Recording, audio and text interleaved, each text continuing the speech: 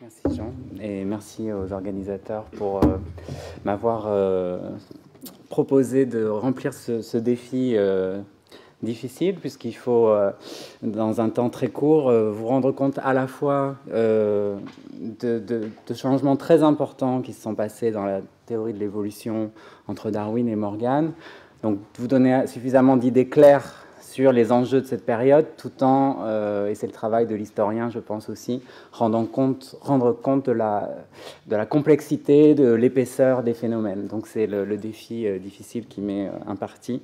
Ce parcours, finalement, part de la publication de l'origine des espèces en 1959 pour arriver à l'invention de la génétique et aux travaux de l'école de la drosophile avec Thomas Hunt Morgan.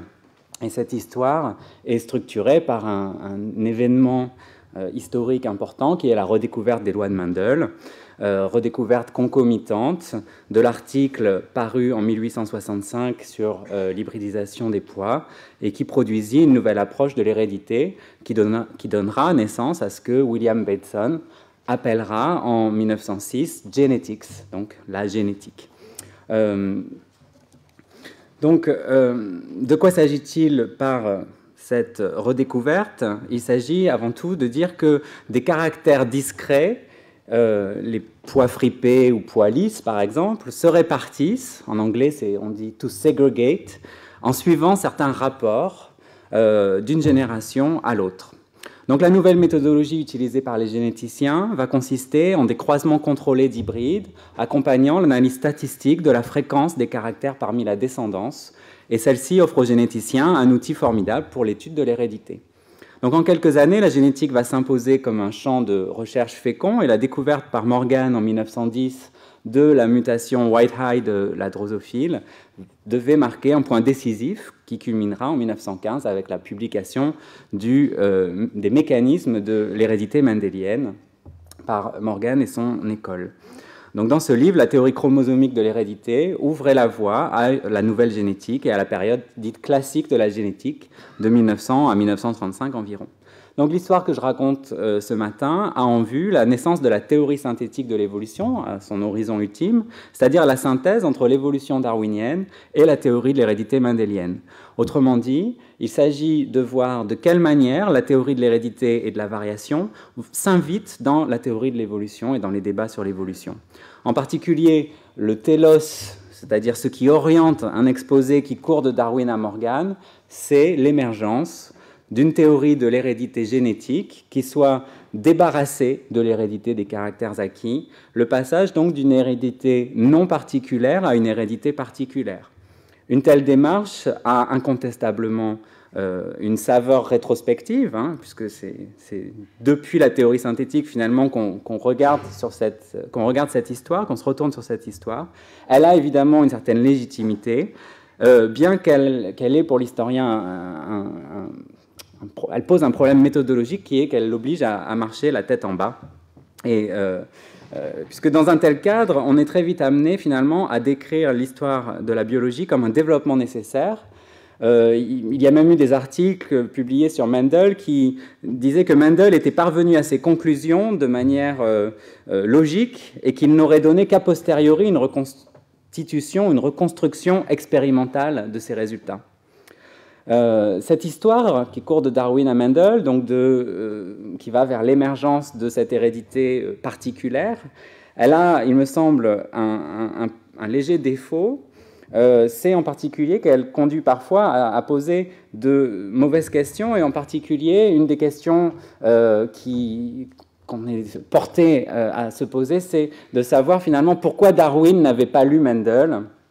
Pourquoi il ne s'était pas intéressé aux travaux de Mendel. Donc on a souvent regretté cela, que Darwin n'ait pas connu les travaux de Mendel, et on multiplie alors les hypothèses pour expliquer cela en référant par exemple au statut amateur de Mendel.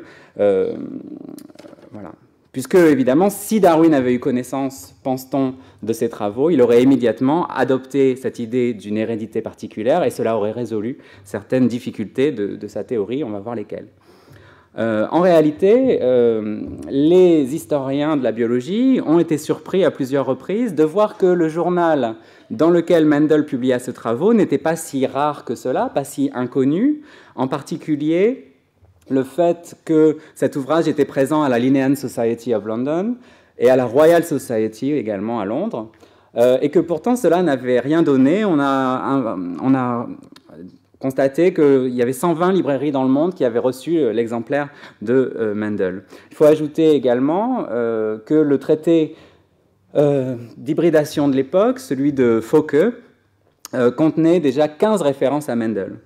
Donc, plutôt que de se réfugier, je crois, dans une attendrissante ironie de l'histoire où Darwin et Mendel, nos deux héros, se seraient mutuellement ignorés, plutôt donc que cette histoire dramatique d'une histoire qui aurait pu être autrement, et si Darwin avait lu Mendel, il faut comprendre que les travaux de Mendel, je crois, ne correspondaient pas à une question que Darwin se posait.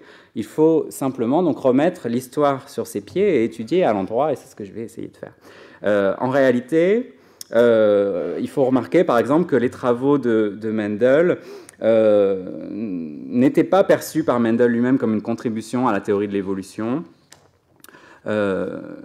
Et donc partir à l'endroit, c'est se poser les questions des acteurs de l'époque, c'est considérer non seulement la question de l'hérédité, mais aussi la question de la variation pour voir comment elle s'invite dans le débat sur la théorie de l'évolution, essayer de tracer quelques lignes dans cette histoire extrêmement complexe et enchevêtrée, et des lignes qui vont nous faire passer à la fois par l'hybridation, la cytologie, et pas uniquement par la phylogénie.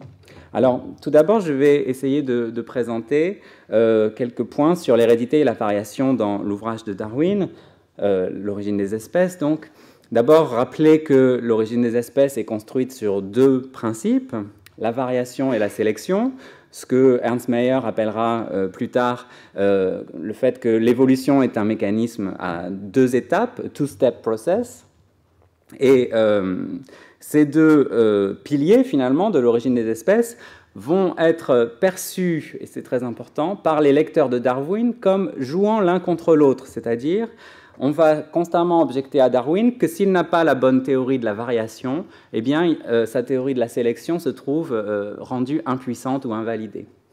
Un autre point important, je crois, dans l'origine des espèces, c'est que l'hérédité ne pose pas problème à Darwin. Il considère qu'elle va de soi et qu'elle n'appelle pas, pour le moment, d'élaboration supplémentaire. Pour les cas de non-hérédité d'un caractère, cela est dû, selon lui, le plus souvent à des conditions de vie défavorables, mais il n'élabore pas plus sur cela. Au contraire, il invite à rechercher les lois de la variation, en particulier dans le chapitre 5 de l'origine. Et également, j'ajoute un dernier point sur l'origine des espèces, qui a été souligné par Jean Gaillon, notamment dans son chapitre Ontologie de la sélection, de son ouvrage, donc, qui est quand même l'histoire de cette période et de ce parcours que j'essaye de retracer, Darwin et l'après-Darwin, le fait que dans Darwin, finalement, dans l'origine des espèces, il y a une oscillation entre la variation comme caractère d'un individu et la variété comme population possédant un certain caractère. Donc, quand un individu présente une variation avantageuse, il la transmet à ses descendants de manière à former une variété avantagée qui entre à plus ou moins court terme en conflit avec la souche parentale. Et l'exemple des loups qui courent plus vite que d'autres et sert à illustrer cela. Alors, un autre point important, c'est qu'en fait, on voit, ça c'est tiré de Hartmann, un critique du darwinisme dans les années 1870, on voit qu'à partir du cœur que vous avez à gauche de la sélection, eh bien, les lecteurs de Darwin analysent comment, finalement, Darwin est amené à ajouter des principes auxiliaires, notamment la transmission héréditaire et la variabilité, qui sont les deux premiers qui sont ajoutés, qui vont finalement vider la sélection de son contenu. Donc c'est ça la difficulté. Deux objections majeures sont opposées à la théorie darwinienne de la variation et de l'hérédité. D'abord, savoir si la variation est continue ou discontinue, si donc il y a place dans la théorie de l'évolution pour des sauts. Et deuxième point, ce qu'on appelle l'hérédité mêlante ou blending inheritance, puisque donc il faut essayer de voir comment, lors du passage justement de l'individu variant à la constitution d'une population possédant ce caractère, s'il n'y a pas des risques de perte dans le mélange lié à la reproduction sexuelle. Alors, Darwin va élaborer une théorie de l'hérédité dans le fameux chapitre 27 de son livre sur la variation, qui paraît en 1868. C'est la théorie de la pangénèse, selon laquelle, finalement, chacune des cellules de chacun des deux parents et chaque cellule de chaque ancêtre, depuis un temps quasi illimité, se trouve représentée par un germe dans chaque œuf et dans chaque cellule. Mâle. Donc l'hypothèse vise à expliquer tout un ensemble de phénomènes, en fait pas uniquement ce qu'on entend nous sous le schéma d'hérédité, mais des phénomènes comme le développement, comme l'indépendance fonctionnelle des unités du corps, comme la régénération des membres amputés, comme les phénomènes de réversion, également les phénomènes de télégonie ou d'empreinte. De la même manière, Darwin va s'intéresser très spécifiquement au problème de l'hérédité dite restreinte, hérédité liée au sexe, à l'âge, à la saison, etc. Donc, vous avez tous ces phénomènes dont la théorie de la pangénèse essaie de rendre compte de manière unifiée. Alors, il ne s'agit donc pas tant, finalement, dans cette théorie de la pangénèse, d'une théorie de la transmission des supports héréditaires qui serait comparable à notre génétique, que d'une théorie de la reproduction et du développement. Et ainsi, Darwin affine, d'une certaine manière, sa conception de l'hérédité et de la variation. Et cela va être amplement discuté. Discuté notamment par Francis Galton, qui va tenter d'élaborer expérimentalement cette hypothèse de la pangénèse en transfusant du sang de lapin hybride dans des individus de race pure, avec cette hypothèse que finalement, si la théorie de la pangénèse est exacte, des individus avec un sang transfusé vont finalement donner des individus hybrides, vont voir leur couleur se modifier en raison des gémules qui circulent dans leurs veines. Donc les résultats de Galton conduisent à nier finalement cette hypothèse, et ça donne lieu à un débat important avec Darwin sur finalement ce qu'il voulait dire par ces gémules qui circulent dans le corps. Et c'est pour ça que je convoque ici un deuxième personnage, le personnage de Brooks, qui, lui, au contraire, tente de réélaborer la pangénèse, justement, en insistant sur le fait, l'immatérialité des gémules. J'indique simplement ici que Brooks est un personnage très important, même s'il est aujourd'hui un peu oublié, important notamment parce qu'il va être le maître de Thomas Morgan, et il va être également, il va contribuer à former William Bateson, qui va aller étudier auprès de lui dans la station marine de Beaufort, en Caroline du Nord, pendant les étés 83 et 84. Donc, voilà. En particulier, Bateson va témoigner de l'importance de Brooks pour signaler que la variation et l'hérédité, qui jusqu'à présent étaient traitées comme des axiomes, deviennent avec Brooks des problèmes. Et Bateson dira « Ces problèmes nous requéraient avec plus d'urgence et de nécessité impérative ». Donc, cette nécessité d'élaborer sur la théorie et l'hérédité et la variation. Alors, Galton y contribue amplement. Je montre deux images ici assez célèbres. Il y contribue à partir finalement de certaines objections qui empêchent de réunir variation et sélection. Notamment donc l'idée qu'il faut faire un traitement statistique de la variation, et vous avez ici une quinconce donc, qui reconstitue par un dispositif expérimental la loi normale, mais également l'idée qu'il faut prendre en compte l'hérédité ancestrale. Je me rends compte que le temps passe beaucoup plus vite que ce que je pensais. Alors, ces deux lignes vont donner lieu à une double postérité, d'une certaine manière. D'une part, la dimension statistique avec les travaux des biométriciens, en particulier Weldon et Pearson, et également la question avec Bateson de la discontinuité de la variation, qui va évidemment donner lieu à d'importants travaux, sachant que les deux dimensions, finalement, aussi bien l'école statisticienne construite autour du concept de régression à la moyenne que l'école discontinuiste de Bateson, se réclament d'une certaine manière d'un certain Galton et vont se disputer au sein du comité pour l'évolution créé par la sélection naturelle, par la Société royale de Londres, pardon. Alors évidemment, si vous avez une conception discontinuiste de la variation, comme Bateson, il semble bien que la théorie mutationniste, qui va apparaître avec De Vries en 1900, soit susceptible d'entrer en résonance. Et donc l'héritage de la place, disons, de la génétique, de la théorie mutationniste, des lois de Mendel, va résonner différemment, aussi bien pour Bateson d'un côté que pour Pearson et Weldon de l'autre. Alors, je voudrais maintenant revenir justement sur cet épisode de la redécouverte des lois de Mendel, en me concentrant en particulier sur le personnage de Vries. J'indique simplement ici que bon, ce qu'on a coutume de lire comme la naissance du mendélisme peut être aussi bien lu comme un épisode dans l'histoire de l'hybridité, de l'étude de l'hybridité et donc de la culture des plantes.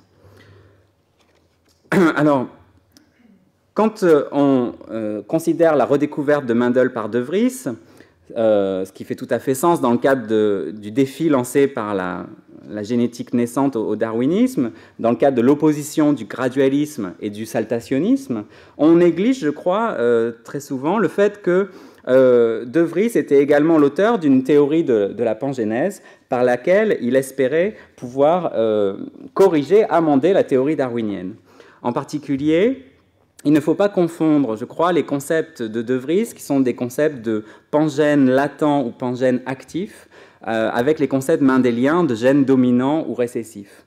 En particulier par le fait que De Vries développe cette hypothèse qu'un même pangène est susceptible d'avoir deux états différents, donc actif ou latent, et qu'un même pangène peut passer d'un état à l'autre.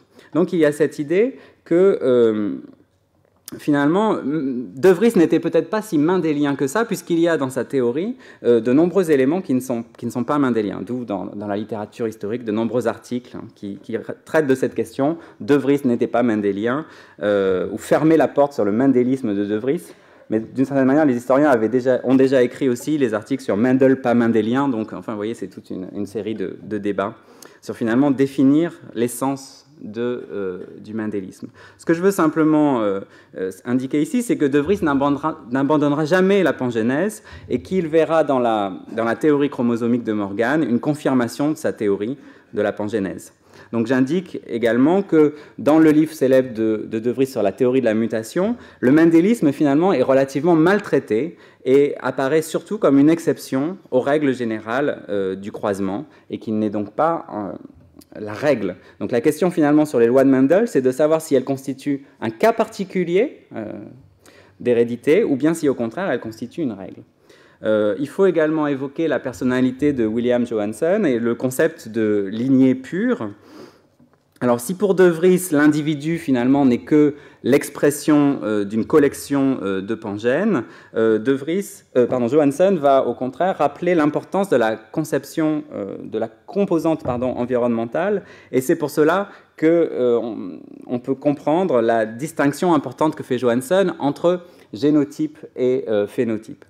Les travaux de Johanson sont au croisement de la méthode statistique de Galton et dans le sillage de la révolution mendélienne, sans pour autant être explicitement mendélien. Au croisement également entre l'approche phénoménologique de la variation et de l'hérédité et de l'approche particulière qui est plus celle de Vries. Donc une œuvre qui est extrêmement difficile à interpréter. En particulier, est-ce que Johanson établit les concepts de génotype et de phénotype à partir d'une approche statisticienne, ou bien est-ce qu'au contraire, il témoigne là d'une approche typologique et essentialiste de ce qu'est une lignée pure.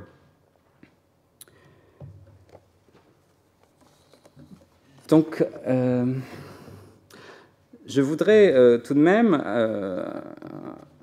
évoquer également, et je vais y aller au pas de charge, donc pardonnez-moi, évoquer les recherches sur le plasma germinal, la fécondation et la reproduction. C'est-à-dire montrer que tous ces travaux que je viens d'évoquer, en essayant de créer une apparence de linéarité malgré tout, ne se comprennent bien en réalité que si on rapproche, outre les travaux des hybridistes, les travaux qui ont lieu en cytologie et en embryologie, dans le sillage de certaines suggestions de Haeckel, concernant donc l'idée que le noyau interne serait responsable de la transmission des caractères héréditaires, alors que le plasma extérieur serait responsable de l'acclimatation et de l'adaptation aux conditions environnementales.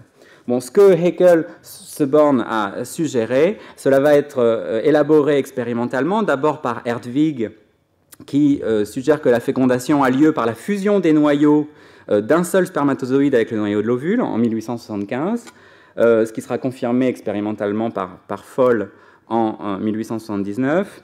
Également les travaux de Strasburger, qui est un autre protégé de Haeckel, qui travaille sur la fécondation comme fusion entre un pronucléus mâle et le gamète femelle. Également les travaux de Van Beneden qui insistent sur la continuité du matériel cellulaire et sur la réduction chromosomique des cellules sexuelles. On pourrait en citer de nombreux autres. J'ai listé à la fin la chromatine, la découverte des chromosomes, de la nucléine. Donc toutes ces découvertes, finalement, dans ces travaux se forme l'idée que le noyau va receler les caractères héréditaires, mais aussi l'idée d'une continuité entre le matériel héréditaire d'une génération et le matériel héréditaire de la génération suivante. Et c'est, je crois, dans ce sillage que s'inscrivent les travaux importants d'August Weismann, en particulier son essai de 1883 sur l'hérédité. Et vous avez ici une tentative de différencier le schéma darwinien de la pangénèse, où une place pour l'hérédité des caractères acquis est faite, et le schéma weissmannien de la continuité du plasma germinal. Il faut ajouter à cela que Weismann va choisir radicalement la sélection comme mécanisme créateur dans l'évolution, plutôt que, et c'est explicite dans son texte, plutôt que la variation, dont il considère qu'elle n'est pas motrice dans l'évolution. Voilà, donc Weismann traité en 30 secondes, excusez-moi. Mais disons, cette idée d'une continuité d'un plasma germinal est très importante. En particulier, pour Weismann, les chromosomes sont tous identiques, contiennent finalement des copies de ce plasma germinal ancestral, et c'est pour ça que les travaux de Boveri sont importants, puisqu'ils suggèrent au contraire que les chromosomes individuels diffèrent en fonction et en forme, que chaque chromosome donc est un individu unique qui contient des qualités propres et qui vont devenir un support potentiel pour des traits, des caractères phénoménologiques. Donc tous ces travaux que j'évoque ici, simplement pour montrer comment la recherche sur les mécanismes cellulaires, sur la division des cellules, la réduction du nombre de chromosomes, la transmission d'un matériel sont importantes dans les débats qui nous occupent ici et dans l'émergence donc de la génétique. Comment donc réconcilier ou réunifier tous ces différents éléments que j'ai évoqués? Réunifier la cytologie, les travaux des hybridistes, de la sélection et de la mutation. En fait, plusieurs questions continuent à se poser, et en particulier, finalement, la question va être de savoir où situer les gènes, et en particulier, peut-on situer les gènes dans les chromosomes, une position à laquelle la plupart des biologistes se rendront, à l'exception toutefois de Johansen. Le premier défi consiste donc à articuler cette cytologie des chromosomes et la génétique mendélienne. Est-ce que finalement les gènes dont les lois de Mendel nous aident à étudier la répartition, la distribution, est-ce que ces caractères reposent dans les chromosomes? Ça serait donc un premier problème à résoudre, après les différents éléments que j'ai présentés. Un autre problème qui se pose, c'est est-ce que la sélection darwinienne va être compatible ou non avec les phénomènes décrits notamment par les hybridistes. Alors sur cette question de sélection et mutation, il y aurait de réconcilier finalement sélection et mutation. Il y aurait plusieurs travaux ici qui méritent d'être cités à titre d'étape. Notamment, il n'y a pas de contradiction fondamentale pour Yule, qui travaille dans l'école de biométricienne, entre le point de vue de l'hérédité ancestrale de Pearson et l'hérédité mendélienne, telle que la présente notamment Bateson. Il est vrai que seuls les gènes, les caractères structuraux particuliers détenus par les parents peuvent affecter la progéniture, mais il est vrai aussi que les ancêtres d'un individu peuvent procurer la meilleure idée de sa composition génétique individuelle. Donc, il y a ici un effort pour réconcilier sélection et mutation qui va se traduire dans également les travaux de Nielsen-Hele et de Murray East, qui s'emploient finalement à montrer comment les mutations peuvent naître que de nouveaux arrangements de caractères.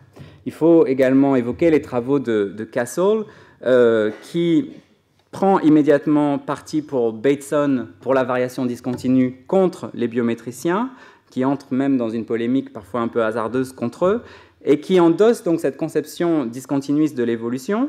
Mais à l'intérieur de ce cadre, il va montrer que la sélection de variations continues va changer le caractère en un niveau stable qui soit au-delà des limites initiales du caractère. Et c'est ce que vous voyez ici sur les expériences sur les rats Pi, où on voit comment la sélection sur la couleur du pelage permet d'établir une série graduée causée par la variation dans l'expression du gène capuchonné, hooded. J'en viens maintenant à Morgan, qui est le dernier personnage que je vais évoquer ce matin, et qui joue évidemment un rôle important dans cette réconciliation, notamment dans le fait que les caractères mendéliens peuvent correspondre à de très petites variations. Pourtant, au départ, je dirais que Morgan n'était ni mendélien ni darwinien. Il dit en 1903 son enthousiasme pour la théorie de la mutation de De Vries. Il rejette l'idée que la sélection naturelle ait joué un rôle central. Pour lui, c'est la mutation elle-même et non la sélection qui gouverne l'évolution. Donc il s'oppose finalement à la théorie darwinienne, mais à cette époque également, Morgan est un critique du mendélisme, et ce n'est que vers les années 1909-1910 que Morgan se convertit progressivement au darwinisme et au mendélisme, avec l'idée que des petites variations sont héritées et peuvent se répandre dans une population si elles sont avantageuses.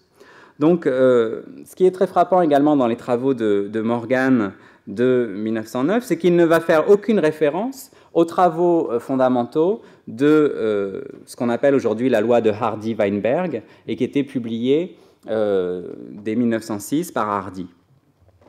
Donc, qui concerne justement cette loi de Hardy-Weinberg, la distribution des caractères dans une population. Donc, la conversion de Morgan au mendélisme, elle, aura lieu en 1910 avec cette découverte de la mutation yeux blanc, qui va montrer qu'un gène peut muter pour donner un nouvel allèle et que les différents allèles, une fois apparus, se transmettent inchangés et suivent dans leur distribution les lois de Mendel. Donc on a donc ici le passage de l'hérédité des caractères acquis à une hérédité qu'on appelle inflexible ou dure. De plus, la découverte par Morgan et son équipe du phénomène du linkage, fait entrevoir que les gènes sont liés et ordonnés sur les chromosomes, ce qui va donner lieu à un programme de cartographie. Je crois que ce qui est très important dans les travaux du groupe de Morgan, c'est qu'on assiste en particulier à un abandon de l'embryologie et à une concentration sur la transmission héréditaire. Donc je dirais que Morgan entérine d'une certaine manière un abandon de la perspective de l'ontogénèse. Il était opposé en particulier au programme morphogénétique mené par Childs à Chicago. Et dans le même temps, il ne faudrait pas croire que la théorie de la transmission des chromosomes explique tout pour Morgan, en particulier sur la question des chromosomes sexuels. Il est tout à fait opposé aux doctrines de McClung sur la détermination sexuelle par le chromosome X. Pour Morgan, la détermination sexuelle n'est pas le résultat du simple assortiment différentiel de certaines particules matérielles au cours des divisions cellulaires. Les hypothèses sur la détermination chromosomique du sexe lui semblent renouveler des théories préformistes, auxquelles il préfère une vision plus épigénétique. Donc pour conclure très rapidement, Un premier niveau de conclusion, c'est de dire qu'on a assisté au cours de tout ce parcours au triomphe de l'hérédité particulière sur l'hérédité non particulière, ou disons à l'abandon de l'idée que l'hérédité est une force et à une réfutation de l'hérédité des caractères acquis. Un deuxième niveau de conclusion, plus complexe peut-être, nous fait voir qu'il y a ici des rapports complexes entre l'hérédité, la transmission et le développement, que la composante sexuelle de l'hérédité est vraiment mise en avant dans ces travaux par opposition à d'autres modèles plus asexuels. On s'interroge aussi, les historiens ont proposé de voir dans cette période l'émergence de des concepts véritablement biologiques comme méiose, mitose, etc., plutôt que des métaphores simplement économiques. On voit aussi que s'opère une conjonction entre hérédité et variation. Et enfin, Ernst Mayr a opposé la dimension évolutionniste, ceux qui s'intéressent aux causes ultimes, et la dimension expérimentaliste, comme les embryologistes, qui s'intéresseraient uniquement aux causes proximales, en mettant l'accent sur les facteurs génétiques notamment.